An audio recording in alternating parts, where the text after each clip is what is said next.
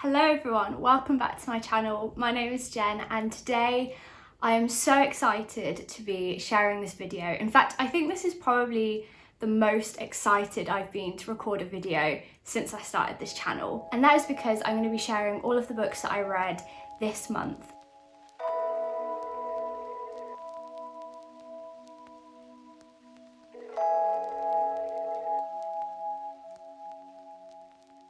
And I think this month has been one of the best reading months that I've had in such a long time. And I don't mean that in the sense of how many books that I read. I read 5 books in January, which I think is pretty good. It means that I'm on track for my reading goal of 1 book a week this year. But I mean it in the sense of what books I actually read and how good those books were. Honestly, I read so many amazing books this month. So I think I rated 5 or 6 books 5 stars last year. And this month alone, I gave 3 books 5 stars. I only read 1 book that was a bit meh this month.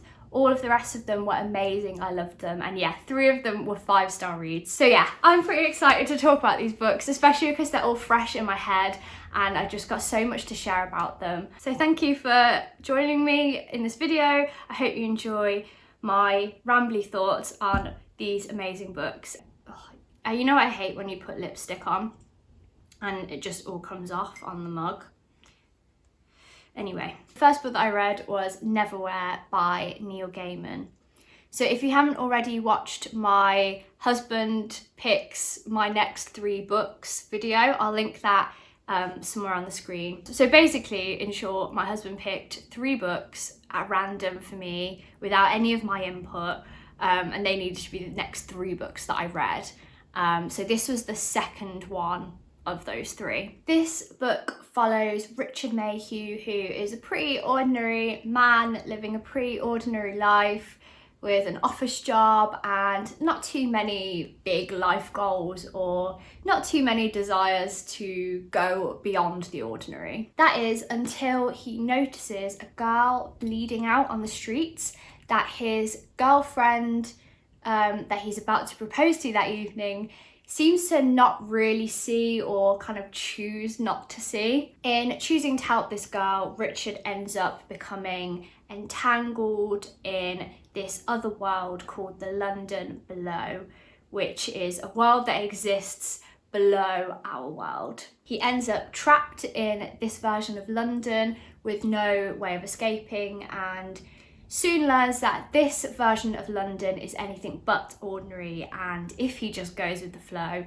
he's probably going to end up dead. And so, desperate to escape this new world that he's become trapped in, he ends up joining this adventure and becoming a reluctant hero as he tries to find a way to get back to his normal life. Richard Mayhew is the perfect character to lead us through this very peculiar and odd story, because he is somewhat relatable either to us or to people that we know. I think we can all relate to his normality and ordinariness, that even though the story is so weird and so odd, he grounds it in a way that it feels real enough and believable enough to follow along. And yeah, it's a very odd world and a very sort of topsy-turvy world, in that rats are like kings and humans live like rats. Owning a handkerchief at the floating market where they trade all their goods makes you basically rich. And Neil Gaiman just has a brilliant way of making the unbelievable feel very believable by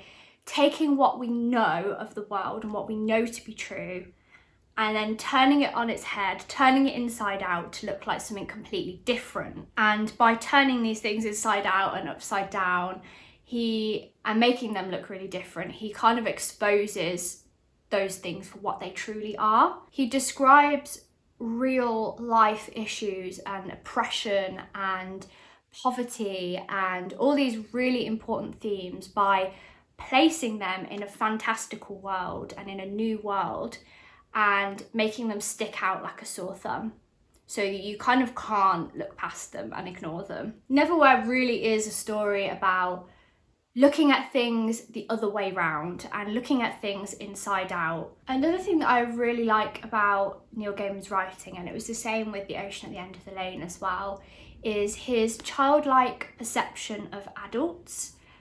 So in the book he writes, "The young woman was crying in the way that grown-ups cry, keeping it inside as much as they can and hating it when it still pushes out at the edges, making them ugly and funny looking on the way." He just points out things about adults that is almost like what a child would perceive of adults, and he just has such a good way of pointing out the obvious that we don't see every day but should see and should pay attention to. But even with all of these kind of heavy themes, it never feels heavy because it's so full of wit and British humour. So yes, this was a 5-star read. Absolutely loved it and really can't wait to read more by Neil Gaiman this year. So I then picked up a book that I have been excited about for ages, and that is Once Upon a Broken Heart by Stephanie Garber. This book was everything that I hoped it would be. It's the beginning of a spin-off series to the Cairo series by Stephanie Garber, which is one of my favourite young adult fantasy series, and I was a little bit disappointed with the ending of the Cairo series because I felt that the third book really lacked the magic and whimsicalness of the first 2 books and just the mystery and intrigue of them.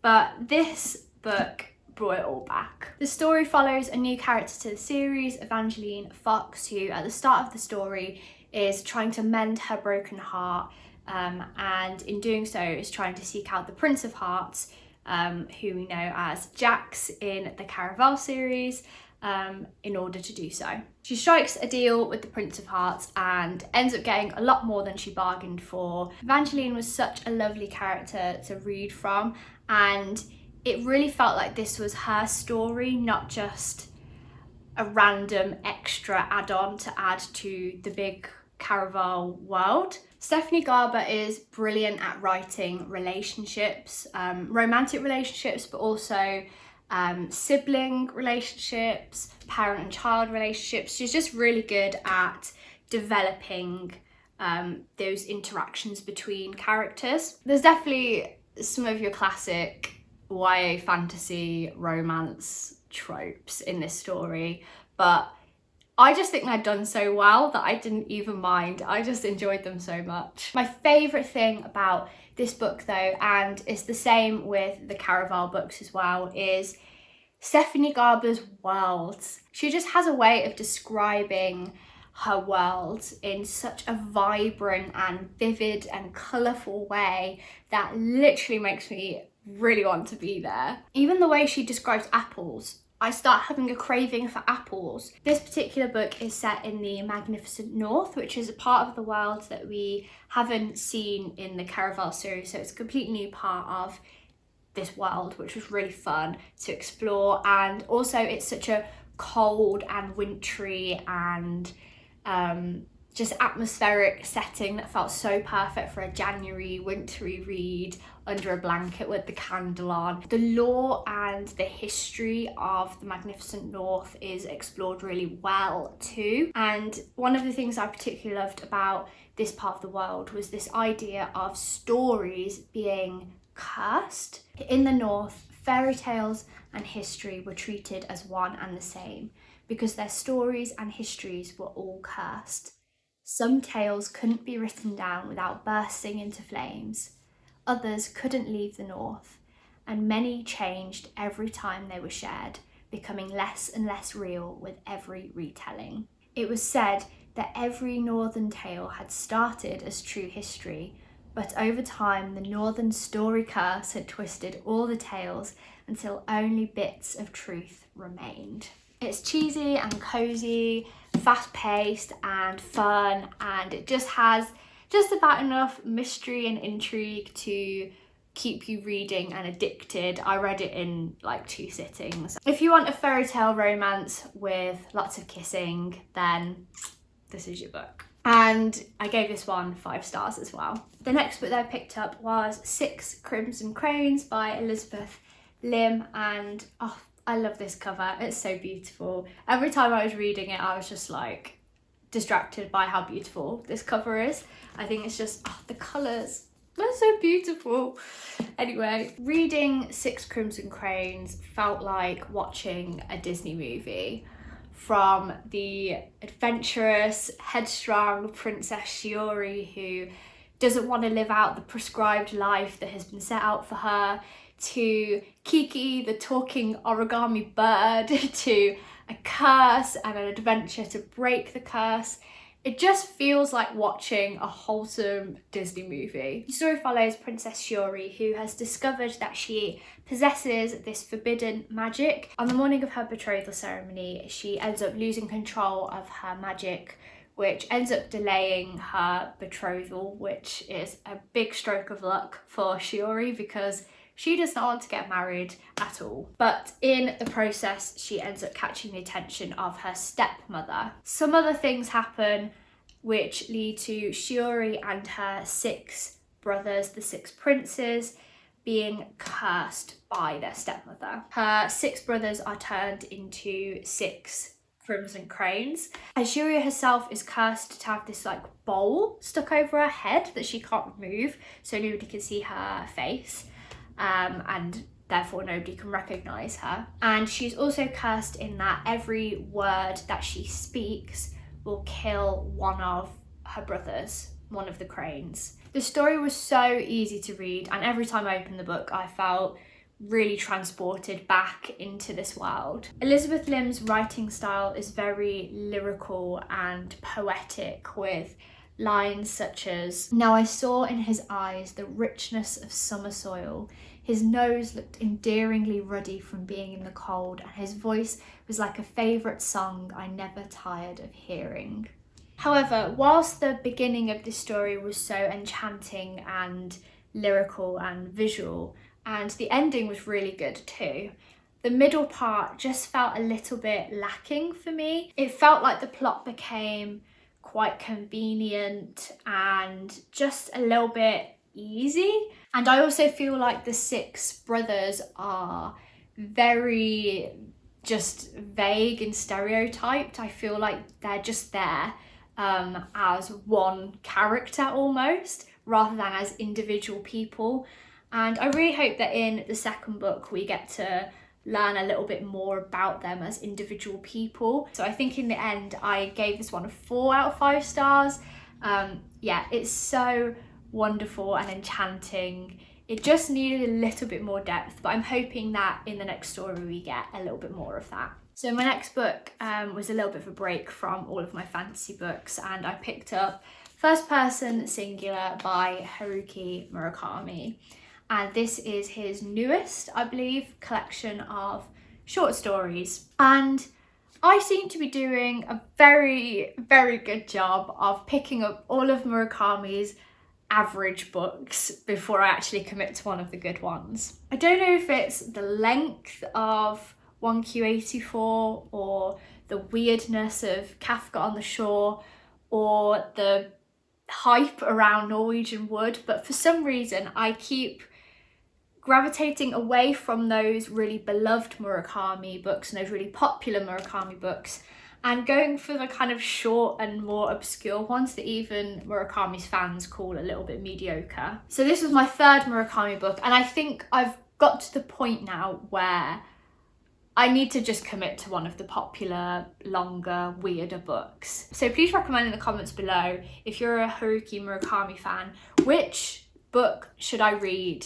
next? First Person Singular is a collection of short stories, all told in first person singular perspective. And they almost all revolve around a narrator who is looking back on a point in their life that was a sort of pivotal moment for them in their life. And in every story, they seem to be sort of trying to find some meaning or a point to these moments, these turning points in their life. In one of the stories in particular, he does actually reference his own name, kind of hinting that the story is about him.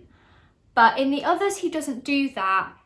However, there's kind of like a mystery to it of how much of this book is actually about Murakami himself and a little bit autobiographical, and how much of it is just made up. And even though some of the stories were really interesting, some of them just felt like they were losing the point. Like, I couldn't tell what point he was trying to make. It would get to the end of the story and it would just be like, okay, what happened? Some of them, it felt like he was really like trying to make a philosophical point, and other times it just meandered for ages into nothing. Even with all of these thoughts about the stories, I really loved his writing. Expressing his feelings about a painful and confusing memory, he writes, "But still, these memories return to me sometimes, travelling down a very long passageway to arrive. And when they do, their unexpected power shakes me to the core, like an autumn wind that gusts at night, swirling fallen leaves in a forest, flattening the pampas grass in the fields, and pounding hard on the doors to people's homes over and over again." So overall, I left this book feeling a little bit dissatisfied with the meandering plots, and just a little bit tired of the repetitiveness of the stories, but with some excitement for reading more of Murakami's books. And with that push, I think I really needed to actually commit to one of his bigger and weirder books. I think overall I would just give it an average 3 out of 5 stars. It was very much in the middle for me. There was some good, there was some bad. Overall, it was just a bit meh. And the final book that I read this month was The City of Brass by S.A. Chakraborty. This was the 3rd book that my husband bought for me in that video to read. I just ended up reading 3 books in between. The City of Brass is a captivating adventure story. It's got a slow build up. It takes a good 100 or so pages to really get going, but once it gets going, it is a journey, honestly. Whilst it does have that slow start, I really feel like it needs it, because it gently eases the reader into all of the stuff that we're trying to absorb in the beginning without making it feel like an info dump.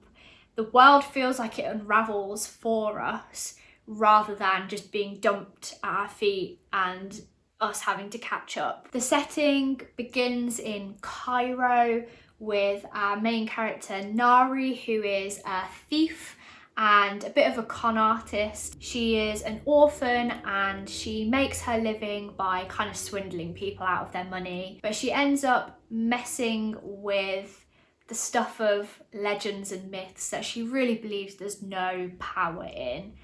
And she ends up finding there's a lot of power in it, and she ends up calling a djinn and discovering that she herself has some roots and abilities that she perhaps didn't believe in before. The story actually is a dual perspective story, so we follow Nari, who is quite a familiar fantasy heroine.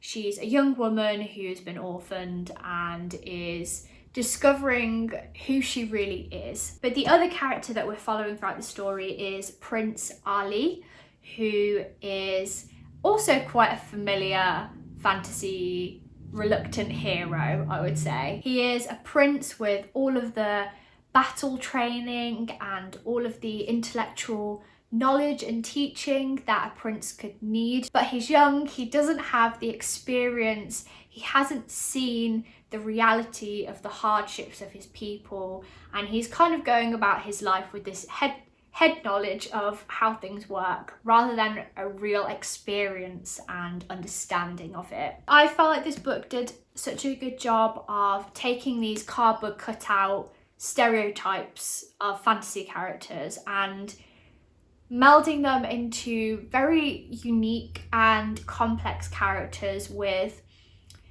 just a really deep character progression. It has a lot about ignorance and prejudice against different people and races. One of the characters says to Ali at one point in the story, "On the day of your judgment, Alizaid, when you're asked why you didn't stand up for what you knew was just, He paused, his next words finding Ali's heart like an arrow. Loyalty to your family won't excuse you. One of my favourite parts of fantasy is when characters travel.